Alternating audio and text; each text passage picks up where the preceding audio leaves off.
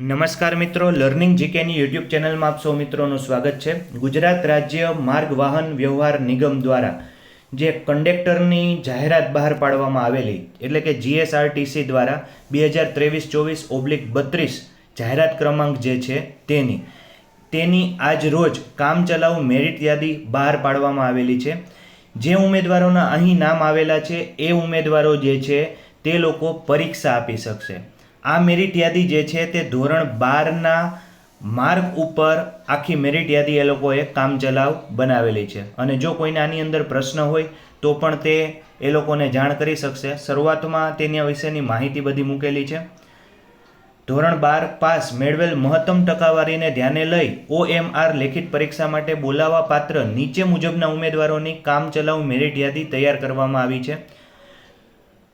ત્યાંની કક્ષાએથી આ જે OMR લેખિત પરીક્ષા જે નામ જાહેર કરવામાં આવ્યા છે એમાં જેનું નામ ન આવેલું હોય એવા ઉમેદવારો આ પરીક્ષા આપી શકશે નહીં।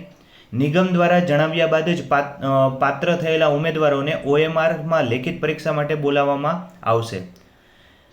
એ સિવાય અહીં વાત એ પણ કરેલી છે, કેટેગરી વાઇઝ પરીક્ષા માટેની યોગ્ય પાત્રતાવાળા કટ ઓફ માર્ક્સ અહીં મૂકેલા છે અને જો કોઈને આની અંદર વિરોધ હોય અથવા તો કોઈને કંઈ વાંધા અરજી કરવી હોય તો 7 દિવસની અંદર adm.complaint.cpo@gmail.com ઉપર મેલ મૂકી અને ઓનલાઈન જે છે એ અરજી કરી શકશે।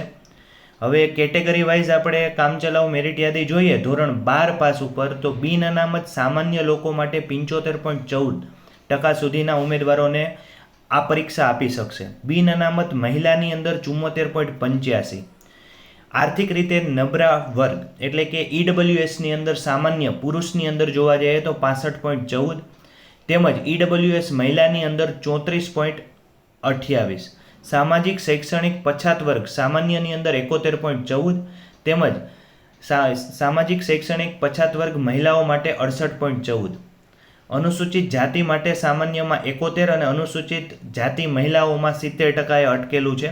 અનુસૂચિત જનજાતિ સામાન્યમાં 68.17 તેમજ અનુસૂચિત જનજાતિ મહિલાઓમાં 68.86।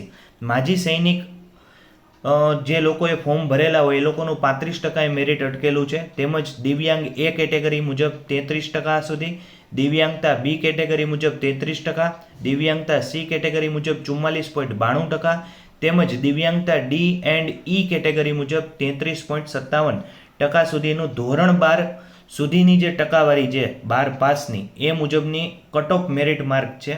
અહીં સુધીમાં જો તમારું નામ નીચે મુજબના પેજોમાં હોય અને અહીં સુધીનું તમારું મેરિટ થતું હોય તો તમે લોકો કંડક્ટર માટેની પરીક્ષા આપી શકશો।